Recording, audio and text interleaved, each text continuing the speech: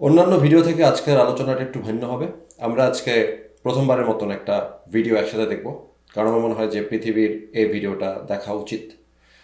তবে ভিডিওটা আমরা একসাথে দেখা শুরু করার আগে আপনাদেরকে একটু ব্যাকগ্রাউন্ড দেই। আমরা এখন এমন একজন মানুষের ভিডিও দেখতে যাচ্ছি যার নাম হচ্ছে ইউসুফ হাদ্দাদ। ইউসুফ হাদ্দাদ একজন আরব এবং তিনি বড় হয়েছেন নাজারা শহরে, যেখানে ঈসা আলাইসাল্লাম বা যীশু খ্রিস্ট জন্মগ্রহণ করেছেন বলে অনেক ঐতিহাসিক মনে করেন।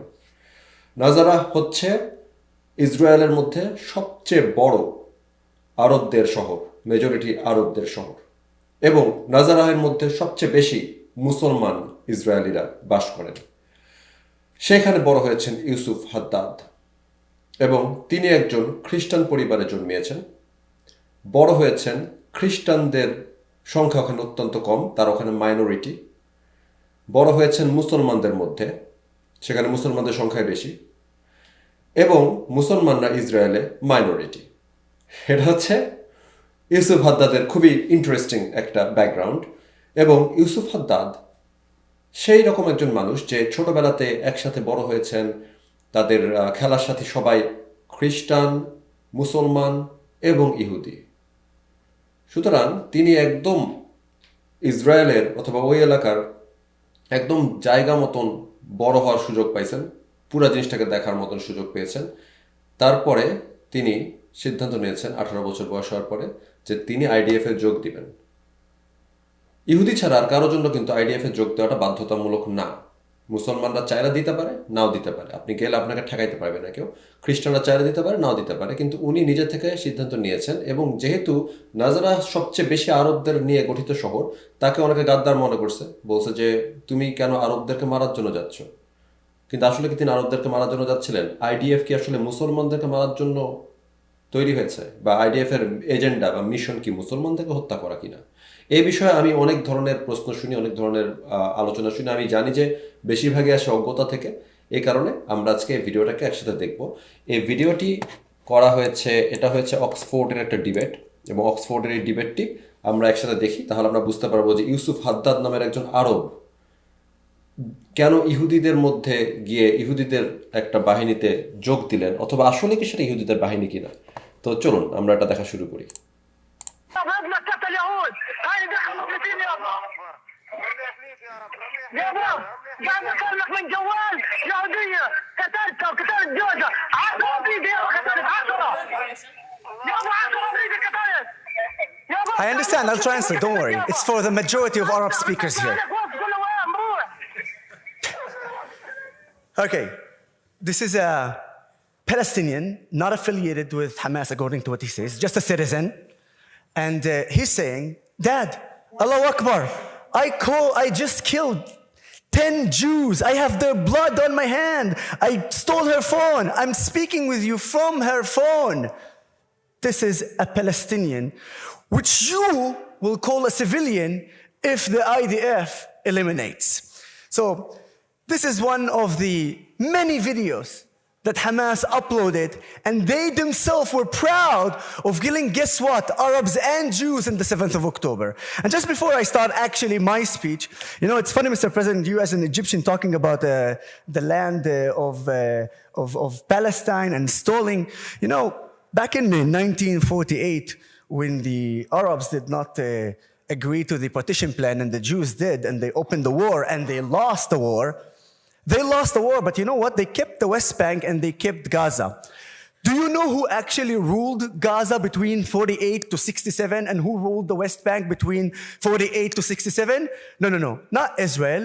It was Egypt in Gaza, and it was Jordan illegally in the West Bank. Now, here's a question, rhetorical one, because I really don't care about your answer. From 48 to 67, you as an Egyptian, you should know that Egypt controlled Gaza, yet they never offered a state to the Palestinians to take, which right now they are actually fighting for. They're also fighting for the West Bank. They're fighting for borders of 67. That's at least what the Palestinian Authority wants. Not like Muhammad al-Kurd and all the distinguished speakers who wants the annihilation of Israel from the river to the sea, right?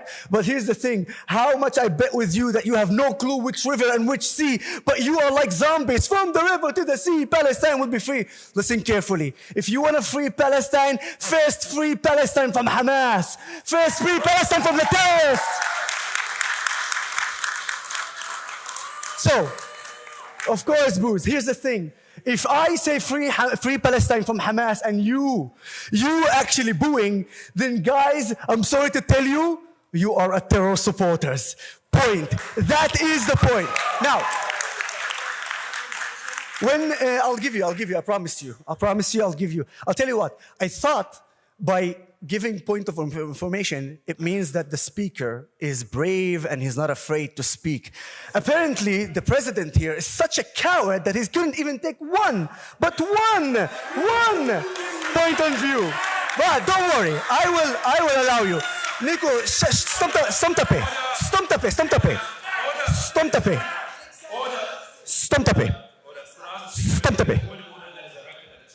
In Arabic we say sidni'at, in Hebrew says stom tape. Israeli flag. Now, for her. This is the second time that this speaker has been booed, which is important. I'm fully aware of the forms of the House, and I will do my best to make sure that the speakers heard in silence. Thank you. To be honest with you, I'm not surprised. And in fact, when everybody say, I hope... Another point of what has been raised, I have to take it.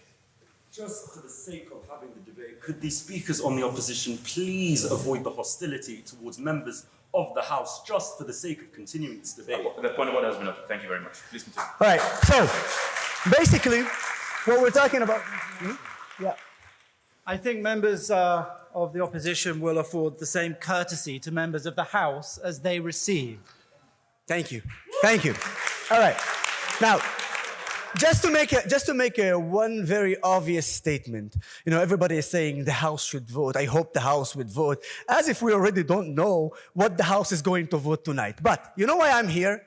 I'm here, one, just to show you that we are not afraid to confront all those anti-Israeli lawyers who twist the facts and lie time after time. And what's so crazy is that the majority of you have never been in the land of Israel, have never lived in the land of Israel, and then you have the audacity to come to speak to an Arab who was born in Haifa, the largest mixed city in Israel, raised in Nazareth, one of the largest Arab city in Israel, and then you get the audacity to tell me if I live under apartheid regime? Shame on you. You have no clue what you're talking about. So allow me, in order for me to actually explain what's going on.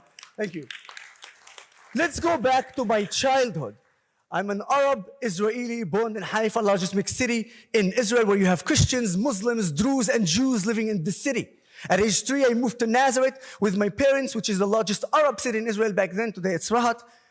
And the way I grew up because, being with Jews and Arabs together, playing football together. That's what we like. And because we were playing football in the largest mixed city in Haifa, we had Jews, Christians, Muslims, and Druze playing together. And do you think at the age of 11, 12, we cared that this guy is a Jew or this guy is an Arab? We just wanted to play football together. And that's what we did. And step by step, we start going out together, drinking, even inviting each other to holidays. Yes, for instance, Christmas, then the Christian friends would invite the Jews and the Muslims and the Druze to see the holidays of Christmas, for instance. Whether it was Eid al-Adha, then the Muslims or the Druze would invite the Jews, and the Christians and the Jews would invite them to see each other and how is those holidays going together. And yes, when it was post-Passover, then the Jews would invite the Christians and the Muslims and the Druze to see the holidays. This is how we bridge gaps. Additionally, we wanted to learn Hebrew and we wanted to learn Arabic because language, you bridge gaps. This is how I grew up. And when I arrived to the age of 16, I asked myself a very simple question because I saw that my Druze men friend and the Jewish friends are starting their enlistment to the IDF. Now, I asked the question, why I am not serving in the IDF? Apparently, some people do not realize that Arab Christians and Arab Muslims are not obligated to serve in the IDF, but if you want, you can volunteer. I decided to volunteer and serve in the IDF. Many people ask me, why did you choose to take that decision and actually serve in the IDF? I said, guys, it's in the initials. It's the IDF, it's not the JDF. And IDF means Israeli Defense Forces are not Jewish defense forces. And when Hamas and Hezbollah and the Iranian regime attack Israel, they attack all the citizens of Israel.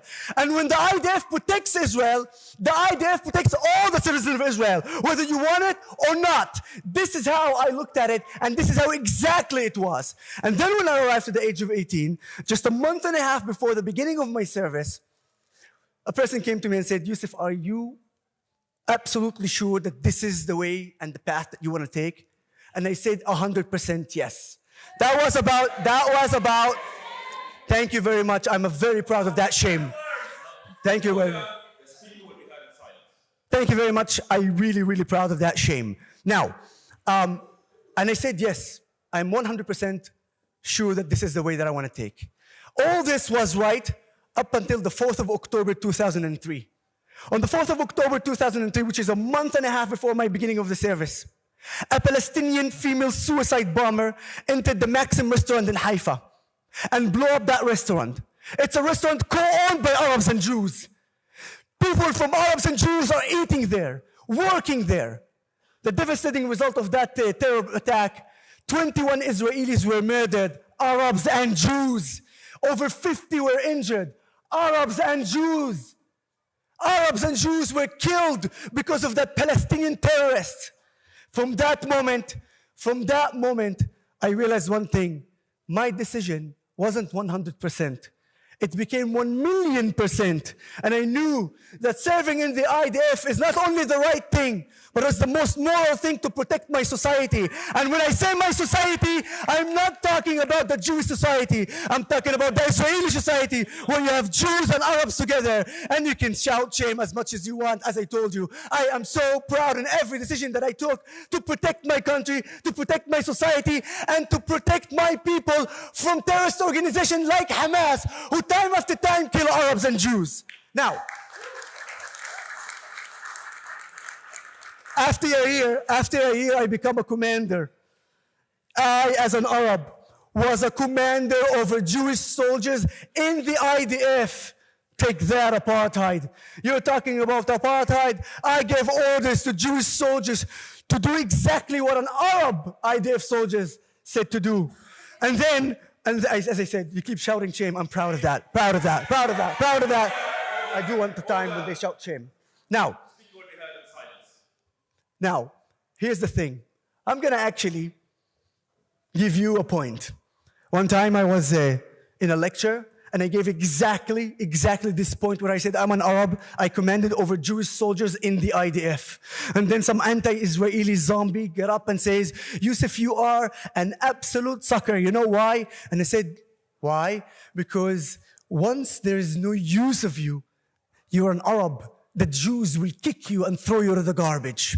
That's what has been told to me in front of 500 students. When there is no use of you, the Jews will throw you.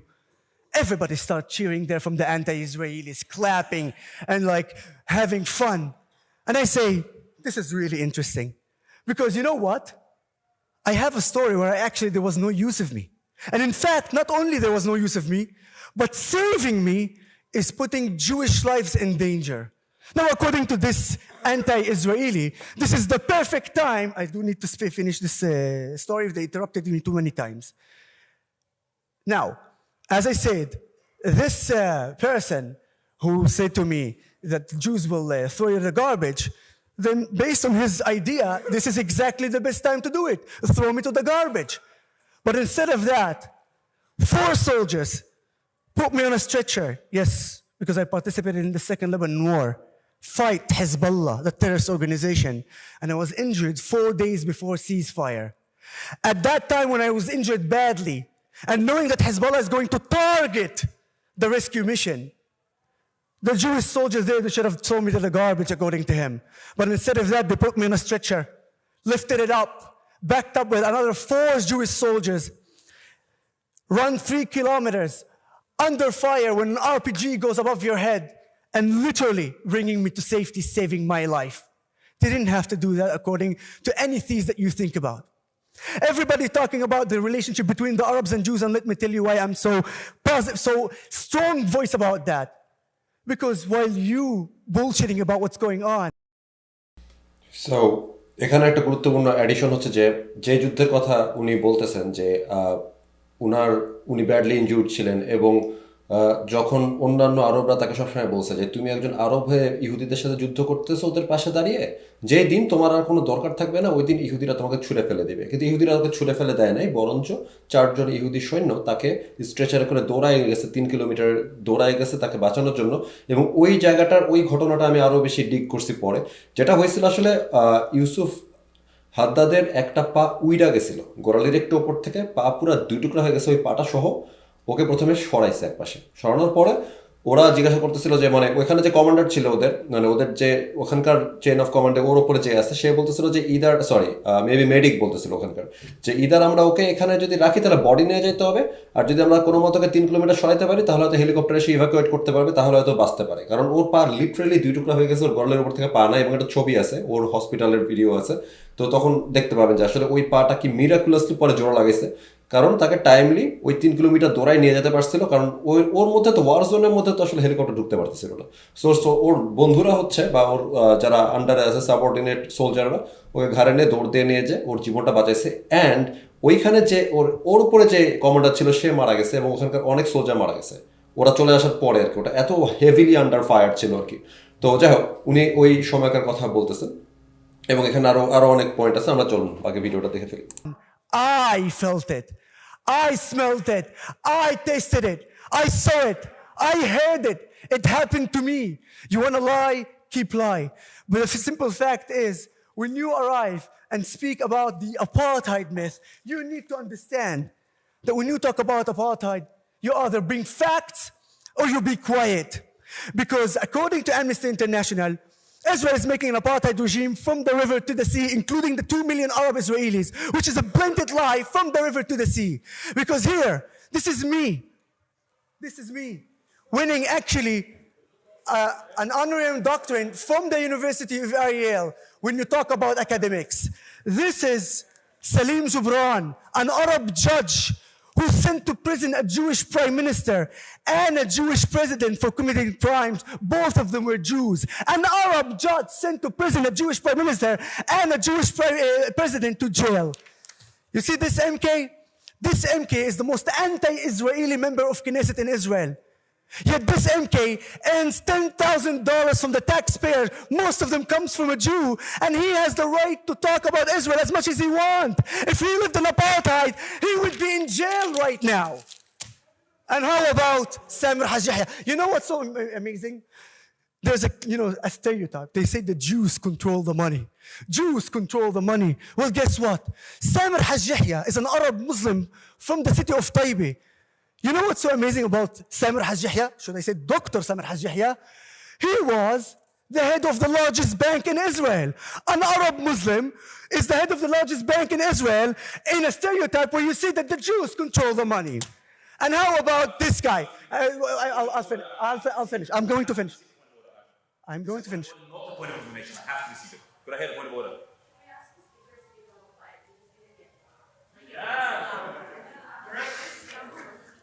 Annie, let's take the microphone a little bit. Thank you for that. And I'll try to be less intensive, but you obviously understand how it is important when I stand in front of you, knowing my reality, and when there are a bunch of people that never been in Israel and telling me my reality, of course I would be a little bit with over motivation and talking like this. Let's continue about the Israeli apartheid. Look at this. This is Anan Khalaili. He's an Arab Muslim playing for the Israeli football team. Not only that, when he played for the under-19 Israeli soccer team, he finished as the top scorer, where Israel achieved an unbelievable achievement, finishing 3rd in football. This is crazy, I'm telling you. Now, before I finish, here's what you will not going to hear. What you're not going to hear from our nice gentlemen and opponents here, you will not hear them talking about this person. I'm not even sure that they know who is this person. Do you have any idea, Mr. President? Anybody? Anybody has idea who is this? Of course not. You know, this is Islam Hajazi. She was killed with more than 90 bullets by Hamas because she wouldn't give them aid. She was responsible for giving aid. And when Hamas, the terrorists, came to take this aid and she refused, they shot her. You know what's so crazy? They did not deny it. Whoever calling me liar, Hamas did not deny it, you useful idiots. Well, you know, but here's the story. You will never ever talk about it. But here is my last point about the apartheid, about the relationship of the Arabs and the Jews. Does anybody of you even know who they are? Yusuf and Hamza? Yusuf and Hamza are Arab Muslim Israelis who were kidnapped by the terrorist organization Hamas on the 7th of October and still held hostages over 415 days. This is the reality. And if you think, and look at this person here booing the Arab Muslims. So you understand the reality, huh? There is a person here that booing Arab Muslims being held hostage by the terrorist organization Hamas. This is absolutely unbelievable.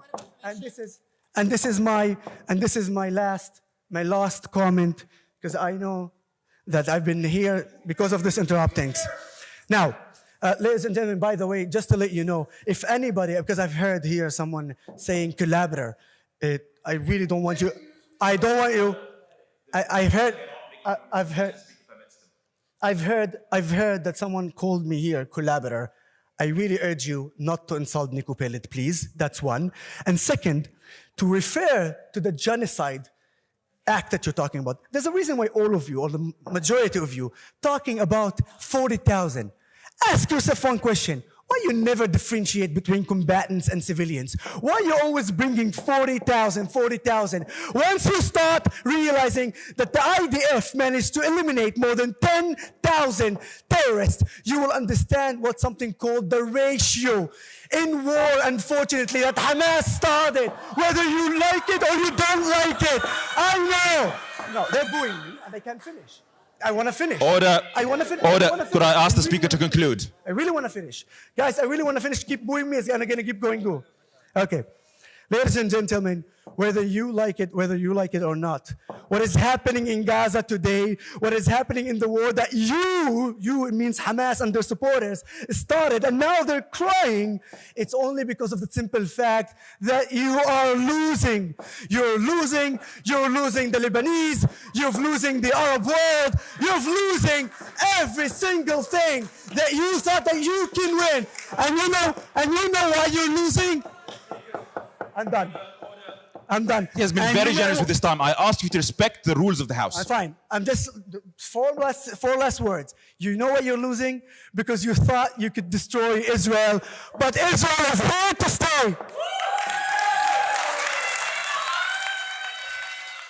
So, এই ডিবেটের অংশ হিসাবে তারপরে ইউসুফ হাদ্দাদকে ওখান থেকে বের করে দেওয়া হয়। তার কারণ হচ্ছে যে উনার পয়েন্টটা ছিল কি, যে যেই কথাটা ইসরায়েলকে বলা হয় যে তাদেরকে অ্যাপারথাইড বলা হয়, তো ব্যাপারটা হচ্ছে যে যদি আপনি ওই কথাগুলোর যোগ্য যদি ইসরায়েলকে হইতে হয়, তাহলে ইসরায়েলের মধ্যে শুধু ইহুদিরা থাকবে, ওখানে কোনো মুসলিম রিপ্রেজেন্টেশন দেখা যাবে না, খ্রিস্টান রিপ্রেজেন্টেশন দেখা যাবে না, যেমনটা বাংলাদেশে দেখা যায় না। যে বাংলাদেশে যদি কখনো কোনো একজন হিন্দু মানুষ প্রধানমন্ত্রী হওয়ার জন্য ফাইট করে, তাকে হয়তো আপনি ভোট দিবেন না আর কি। এটাকে ওই ধরনের মানসিকতা বলা হয়, যেখানে আপনি শুধুমাত্র একটি জাতিকে সমস্ত প্রাধান্য দিচ্ছেন, অন্য কোনো জাতিকে কোনো ধরনের সুযোগই দিবেন না বেঁচে থাকতে, চাকরি করতে, কাজ করতে। এই দায়টা দেওয়া হয় ইসরায়েলকে, যেটা বেসিক্যালি প্যালেস্টাইন করে। যখন যুদ্ধ হচ্ছে না কোনো, তখনও প্যালেস্টাইন তাদের ভূমির মধ্যে এই কাজটা করে। তারা মুসলমান ছাড়া কাউকে কোনো গুরুত্বপূর্ণ দায়িত্ব দেয় না। তারা মেয়েদেরকে সেকেন্ড ক্লাস সিটিজেন মনে করে, তারা সমকামীদেরকে মেরে ফেলার চেষ্টা করে। আর ইহুদিদেরকে তো তারা আস্ত রাখবে এরকমটা ভাবার কোনো কারণ নাই গাজার মধ্যে। তো এই জিনিসটা, যে দায়টা ইসরায়েলকে দেওয়া হয়, সেই জিনিসগুলোর প্রত্যেকটা আসলে প্যালেস্টাইনিয়ান গভর্নমেন্ট, প্যালেস্টাইনিয়ান অথরিটির কাছে যায়। কারণ ইসরায়েল যদি ওই রকম একটা দেশ হতো যে নিজের ইহুদিদেরকে সমস্ত ক্ষমতা দিতে চায়, তাহলে এত পাওয়ারফুল পজিশনে মুসলমানরা থাকতো না ইসরায়েলের ভেতরে, এবং এত পাওয়ারফুল পজিশনে ইহুদিরা বাদ দিয়েও খ্রিস্টানরা থাকতো না। যেমন ও নিজে বলতেছিল যে আমি একজন কমান্ডার ছিলাম, আমার আন্ডারে কতগুলা ইহুদি সৈন্য কাজ করতেছিল, আমাদের ব্যাংকের প্রেসিডেন্ট ছিল মুসলমান, আমাদের জাজ ছিল মুসলমান, যে ইসরায়েলের প্রাইম মিনিস্টার প্রেসিডেন্টকে জেলখানায় পাঠাইছে, খুব বিখ্যাত কাহিনী। সেই জাজ ছিল একজন মুসলমান ইসরায়েলি। সো ওই দাবিগুলো তো আসলে ধোপে টেকে না, যে ইসরায়েল হচ্ছে এরকম একটা দেশ যে হচ্ছে শুধুমাত্র ইহুদিদেরকে সুবিধা দেয় এবং ইহুদিদেরকে সবকিছু দিয়ে দিচ্ছে। এবং অন্য একটা ইন্টারভিউ ইউসুফ হাদ্দাদ বলেছে যে আসলে আমি এটা তো ডিনাই করতেছি না যে রেসিজম আছে, হাবিজাবি আছে সাধারণ মানুষের মধ্যে, কিন্তু স্টেট ওয়াইজ ইসরায়েলকে একটা রাষ্ট্র হিসাবে এই কথা বলার অধিকার কারো নাই। সেজন্য উই স্ট্যান্ড উইথ ইসরায়েল কথাটা এখান থেকে আসে যে রাষ্ট্র হিসাবে ইসরায়েলের বিরুদ্ধে বলার মতন এই ধরনের কোনো অভিযোগ তোলার মতন কোনো গ্রাউন্ড এখন পর্যন্ত ইসরায়েল দেয় নাই। আর যুদ্ধের ব্যাপারে তো একজন সোলজার যে তার পা হারাইছে তার কাছ থেকে আমরা আরো ভালো মতো জানবো। ওনার আরো অনেক বেশি ইন্টারভিউ আছে অনেক জায়গাতে, সেগুলো থেকে বুঝতে পারবেন। এবং সবচেয়ে ফান ফ্যাক্টটা হচ্ছে যে উনি কিন্তু ওই পা হারানোর পর থেকে কিন্তু আর যুদ্ধ করতে পারে না। উনি এখন যেটা করতেছে সেটা হচ্ছে ইউনাইট করা, ব্রিজ বানানো। মানে হচ্ছে যারা আরব খ্রিস্টান, আরব মুসলমান এবং যারা ইহুদি সবাইকে নিয়ে তারা যাতে টেরোরিস্টদের বিরুদ্ধে ফাইট করতে পারে। অর্থাৎ আপনি যদি একজন আরব মুসলিম হন, উনি আপনাকে মানে এরকম একটা খুবই প্রাণবন্ত ইন্টারভিউ আছে যেটাতে আমি অন্য একদিন সম্ভব হলে আমরা একসাথে দেখবো। কিন্তু যে আরব মুসলিম সে যাতে বুঝতে পারে যে সে যুদ্ধ করতেছে টেরোরিস্টদের বিরুদ্ধে, সে কোনো মুসলমানের বিরুদ্ধে যুদ্ধ করতেছে না। যে একজন আরব খ্রিস্টান সে যাতে বুঝতে পারে সে যুদ্ধ করতেছে টেরোরিস্টদের বিরুদ্ধে, এবং ইহুদিরা যাতে বুঝতে পারে তারা যুদ্ধ করতেছে টেরোরিস্টদের বিরুদ্ধে। এখানে মুসলমানের বিরুদ্ধে কোনো যুদ্ধ হচ্ছে না। এই জিনিসটা এস্টাবলিশ করা, এই জিনিসটার জন্য কাজ করার জন্য ওনার একটা অর্গানাইজেশন আছে যেটার মধ্যে তিনি কাজ করেন। এবং যারা তাকে একসময় গালি দিত তাদের মধ্যে অনেকে যুক্ত হয়েছিল অর্গানাইজেশন। রিসেন্টলি এই অর্গানাইজেশনের মেম্বার 50,000 সংখ্যা পেরিয়ে গেছে। কিন্তু আমার মনে হচ্ছে এই আলোচনাটা একজন আরব ইসরায়েলের কাছ থেকে শোনা যে এইখানে আসলে ওই এলাকাতে কি হচ্ছে, যে ওখানে বড় হয়েছে, নাজারাতে বড় হয়েছে, হাইফাতে বড় হয়েছে, এরকম একটা ছেলের কাছ থেকে শোনা যে আসলে কেন তারা যুদ্ধে যায়, কেন তারা আইডিএফে যায়। যে আলোচনাটা আমি করছিলাম অনেক আগে, আমি কিন্তু তখন এই ডিবেট হয় নাই 4 মাস আগে, এই ডিবেটটা খুবই রিসেন্ট 4 মাস আগে হয়েছে। আমি তারও অনেক আগে বলছিলাম একটা ভিডিওতে যে একটা ইসরায়েলি ছেলের কাছ থেকে আপনি শুনেন যে কেন সে আইডিএফে যায়। এবং এই ধরনের কথাগুলো যে বলছে 3টা ডিফারেন্ট স্ট্যাটাসে আমি 3টা ভিন্ন আলোচনা করছিলাম, 3টা ভিডিও বানাইছিলাম। একটা হচ্ছে গাজাবাসীর দিক থেকে, একটা হচ্ছে ইসরায়েলিদের দিক থেকে, আর একটা হচ্ছে যে আসলে ব্রিজটাকে আপনি বানানো যায়। এবং ওইখান থেকে মানুষ আমার গায়ে বিভিন্ন ধরনের ট্যাগ দেওয়া শুরু করছে একই রকম। ঠিক যেসব ট্যাগ ইসরায়েলকে দেওয়া হয় সেসব ট্যাগ আমাকে দেওয়া হয়েছে। তার কারণ কি? তার কারণ হচ্ছে যে আমি এই একই কথাগুলো বলছিলাম। এবং এটা নিয়ে আমার তো কোনো মানে আমি বুঝি যে কোত্থেকে এই ধরনের ক্ষোভ আসতেছে, কোত্থেকে এই ধরনের কথাগুলো আসতেছে, বাট স্টিল এগুলো না আলোচনা করার দরকার আছে। কারণ আমাদেরকে যে ওয়ান সাইডেড মিথ্যা কথা শোনানো হয়, এত অসম্ভব মিথ্যা কথা শোনানো হয় যেটা ইসরায়েলের জন্য খুবই আনফেয়ার। এবং যারা আইডিএফে যায় তাদের জন্য আনফেয়ার, যারা ইসরায়েলি তাদের জন্য আনফেয়ার, এবং আমার মনে হয় যে ভিকটিমদের জন্য আনফেয়ার যারা দুই পক্ষেই ছিল। আমাদেরকে এই জিনিসগুলো সঠিকভাবে জানতে হবে।